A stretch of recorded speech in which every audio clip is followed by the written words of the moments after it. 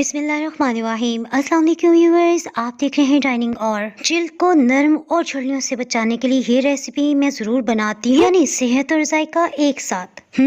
बहुत ही मज़ेदार रेसिपी। पसंद आए तो चैनल को सब्सक्राइब कर दें, बेल आइकन को ऑल पे कर देने से आपको वीडियो का नोटिफिकेशन सबसे पहले फ्री में मिल जाएगा। बंद गोभी कोलेजन का बेस्ट सोर्स है। आपके अंदाजे के लिए बताती चलूं, ये 1 पाउंड से ज्यादा यानी 360 ग्राम है। नमक मिले पानी से खूब अच्छी तरह से धो लेने के बाद इसके डंडल वाले हिस्से को अलग कर लेते हैं। काटने से पहले सहूलत के लिए इसे 2 हिस्सों में डिवाइड कर देते हैं। जो पत्ते अलग हो गए हम इन्हें ज़ाया नहीं करेंगे, अभी फिलहाल इन्हें साइड पे करते हैं।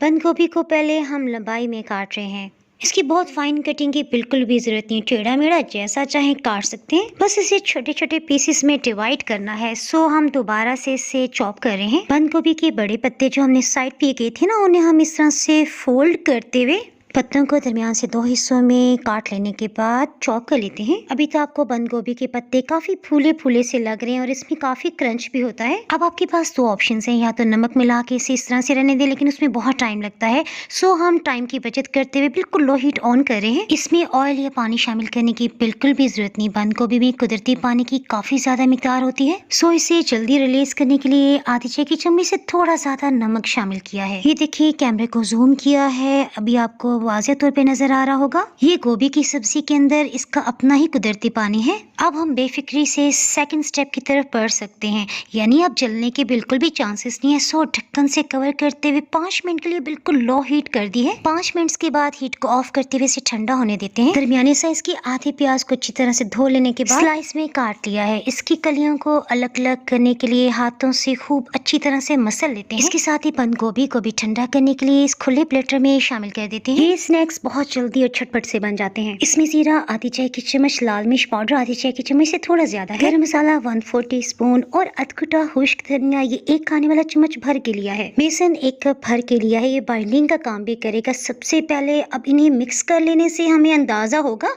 कि हमें इसमें पानी कितना शामिल करना चाहिए। पानी सिर्फ 4 खाने वाले चम्मच इसमें शामिल कर रहे हैं। अब खूब मसल के इसे मिक्स कर रहे हैं।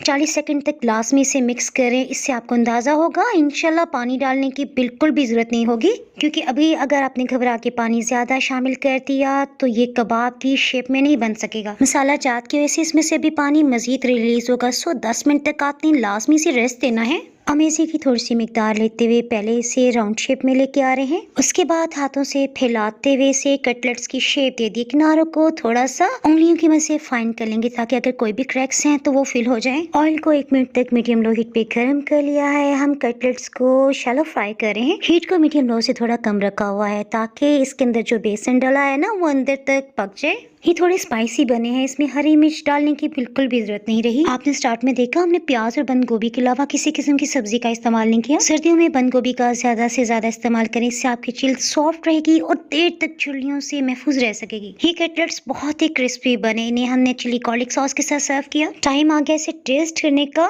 बहुत ही मजेदार। मजीद रेसिपीज देखने के लिए डाइनिंग आर को आप यूट्यूब, इंस्टाग्राम और फेसबुक पे फॉलो कर सकते हैं। रेसिपी पसंद आए तो लाइक और शेयर करना बिल्कुल भी ना भूलिएगा। दुआ में याद रखें, फिर मिलेंगे मजेदार से रेसिपी के साथ। उस वक्त तक के लिए अल्लाह हाफिज।